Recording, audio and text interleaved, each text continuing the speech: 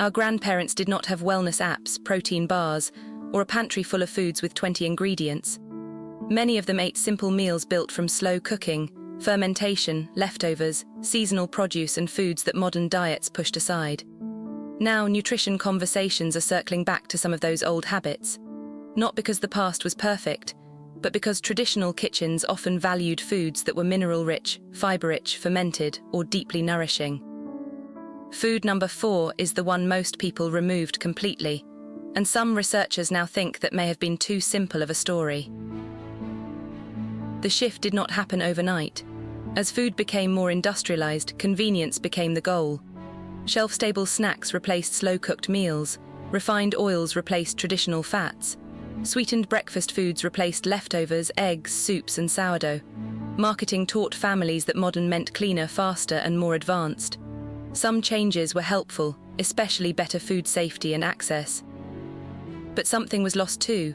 The habit of using the whole animal, fermenting vegetables, saving broth, cooking from scratch and trusting simple ingredients.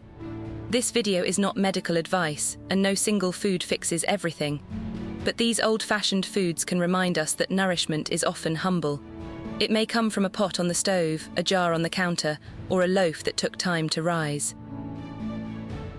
Bone broth is one of the oldest kitchen habits. Simmer bones, connective tissue, herbs and vegetables until the water becomes rich and savory. Traditionally, it was a way to waste less and stretch nutrition further. Today, people talk about collagen, gelatin, minerals and amino acids. The science is still developing, so it is better to say bone broth may support a nourishing diet rather than making dramatic claims. Its real strength is practicality.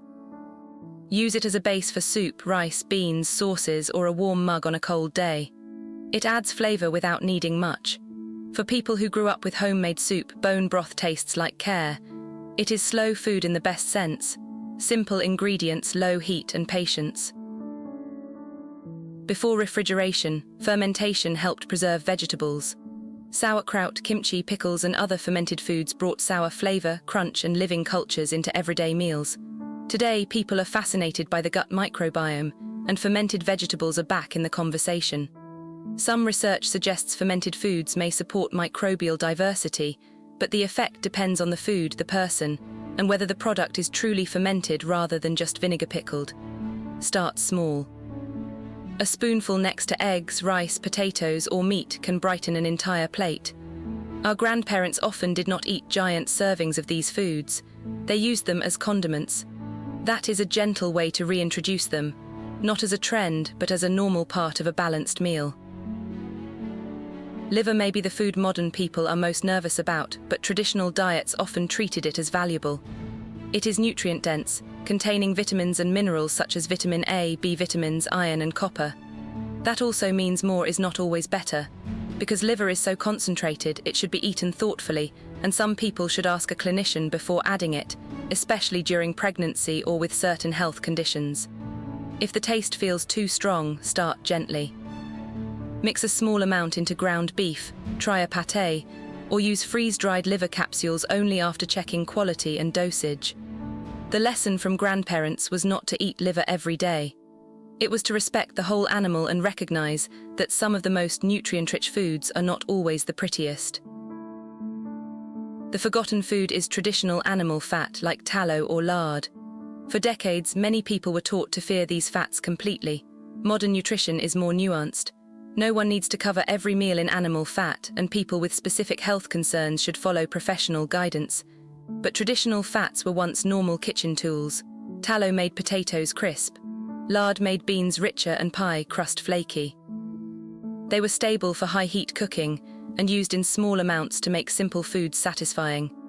The mistake may have been replacing every traditional fat with ultra-processed foods and refined snacks while thinking the diet had automatically become healthier. The takeaway is balance. Use fats intentionally, choose quality when possible, and remember that real food patterns matter more than one ingredient.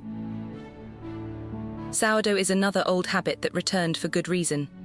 Instead of relying only on commercial yeast, sourdough uses a living starter and a longer fermentation process. That process can change flavor, texture, and how the bread behaves in the body. Some people find traditionally fermented sourdough easier to digest than ordinary bread, though responses vary. The best sourdough is simple: flour, water, salt, starter, and thyme. It does not need to be eaten by the loaf to be valuable. A slice with eggs, soup, butter, or avocado can turn a simple meal into something deeply satisfying.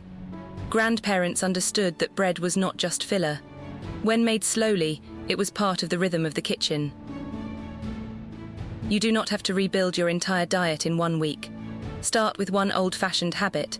Make soup from broth, add a spoonful of fermented vegetables, try sourdough, or cook one meal from simple ingredients. Traditional food wisdom was usually practical, not extreme. It said, waste less, cook slowly, eat the foods that nourish you, and share meals when you can. Subscribe to HappyMind Nutrition for more simple, warm, evidence-aware food wisdom.